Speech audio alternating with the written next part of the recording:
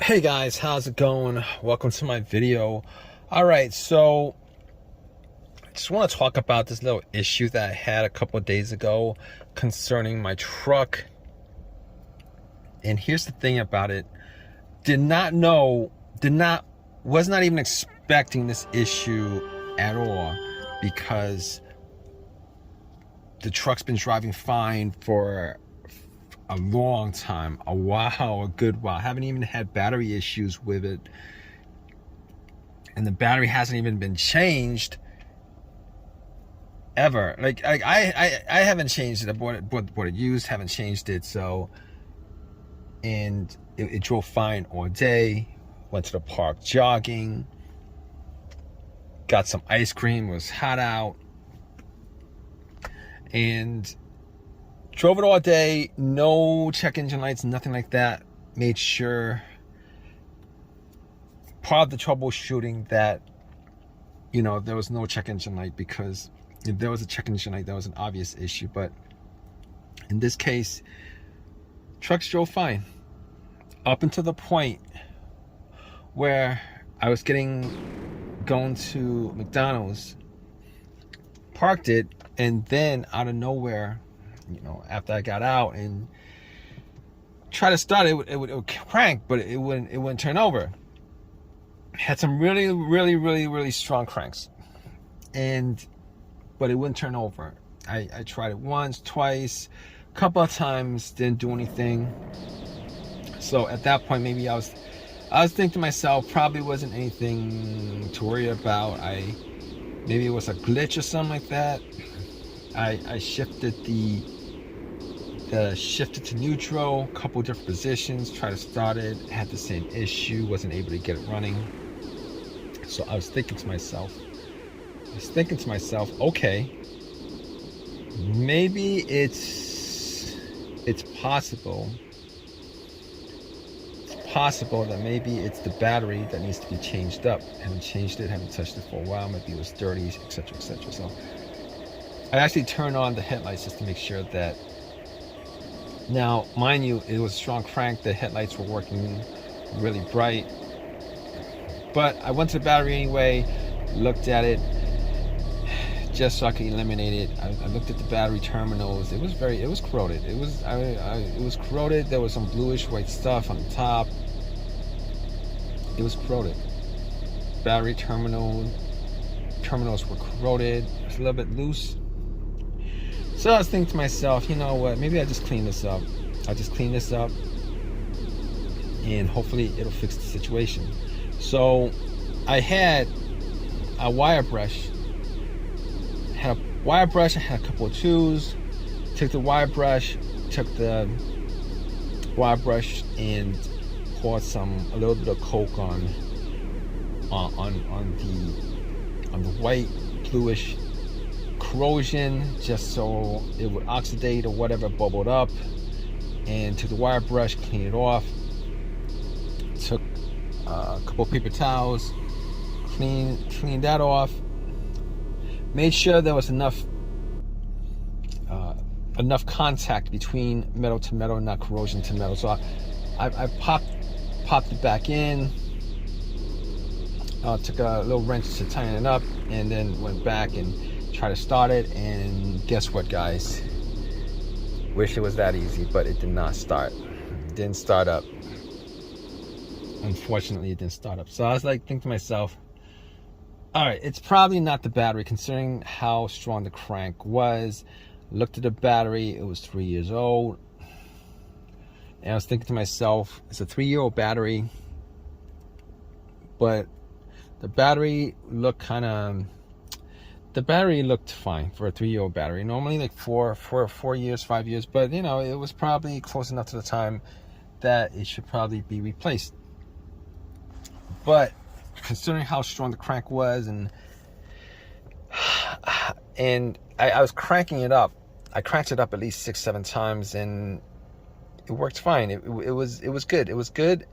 The cranks were strong. It wasn't like it was getting weaker and weaker, because normally with a weak battery situation, what happens is you get this situation where the crank would be a little bit weak, and then the more you crank it, the weaker it gets.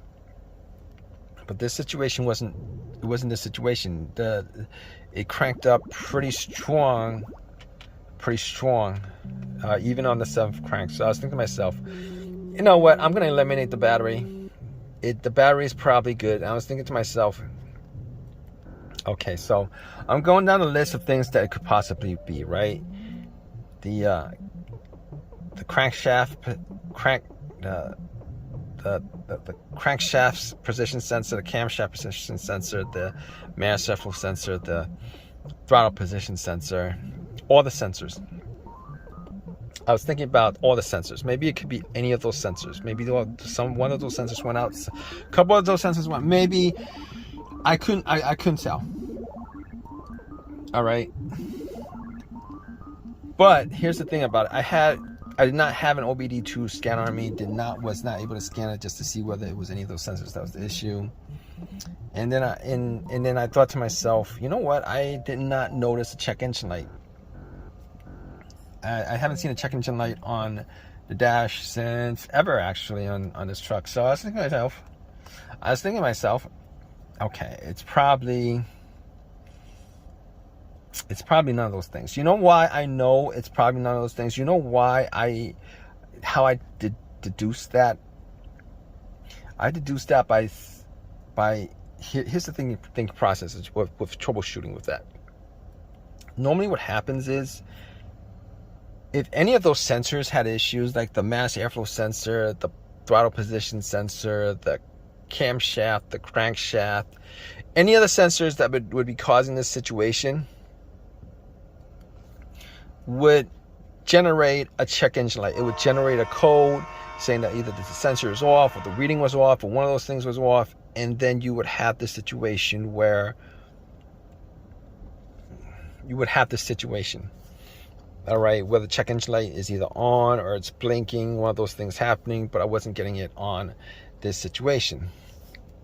Fine. So I was thinking to myself, you know what, I could probably eliminate that. I mean, there are weird situations where those sensors could probably generate readings that are just within the spec, but it would cause this situation to come up. But anyway, I noticed.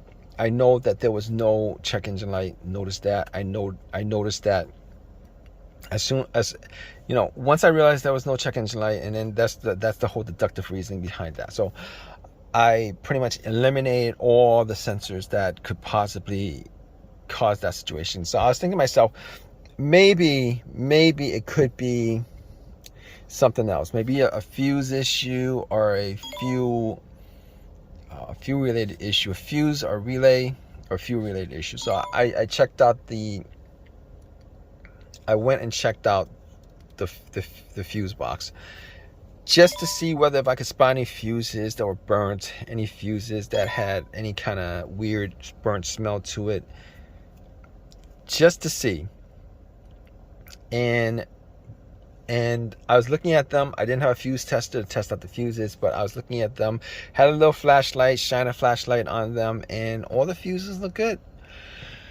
Did not see anything that was burnt, anything like that. So I was thinking to myself, you know what, probably not the fuses. Now, all these things would need to be tested to get like 100% elimination, but I was gonna, just from eyesight, just from deductive reasoning, eliminate that. The fuses were good. So next thing I thought maybe it was one of the relays, particularly the fuel pump relay. So I was like, I need to test out the fuel system just to see whether the fuel system had issues and stuff like that. So went back into my truck and tried to see whether I could actually hear the fuel pump priming. Because normally the fuel pump priming, if you put the ignition to the on position, the position before the crank position, right? That's the position where all the lights on the dash are on. All right, right before the crank. So I did that a couple of times just to see whether I could hear hear the fuel pump priming. Now, to be honest with you, normally you would need two people for this. One to actually be close to the where the gas cap is, with the gas cap off and listening to it, or close to where the fuel pump is. But it was just me. I tried to listen to it, couldn't really make out whether it was the fuel pump or not. So I couldn't make that out. Couldn't figure out whether it was the relay or any of those things. I did try to swap out the fuel pump relay, and it didn't actually change the situation, because there was another relay that was essentially a similar relay to the fuel pump relay. I swapped that out. No, all right, didn't change the situation. So I was thinking to myself, what else could I troubleshoot as far as this situation is concerned? And I took a chance on this. I was thinking, it popped up in my head that it could be maybe the fob key battery, because I had a situation like that happen maybe a couple years ago on a different vehicle. And I was thinking to myself, what are the chances that it is the battery, right? So there was a Walgreens close by, and I was like, you know what, let me just swap out the battery, just to eliminate that, because you just want to eliminate as many things as possible so that I don't have to worry about, that being the case. I can work out, trying to figure out what other things causing it. So I went to the Walgreens, I swapped out the battery on the key fob, and came back and tried to start the truck, and it started up just like that. It just started up just like that. Just like that, start up. It worked. Just like that, start up. So if you guys are in this situation, definitely, what you guys want to do is you want to eliminate as many things as possible, and you want to eliminate the easiest fixes as possible, right? Now, if you think that you haven't changed out your key fob in a while, definitely, if you guys are in this situation, definitely try that, changing that out, because that's going to be an easy fix. You guys get your truck started in that situation. But regardless, this has helped you guys out. If you guys have any questions, definitely leave a question in the comment section. Please subscribe. Please give me a thumbs up. All that good stuff, right?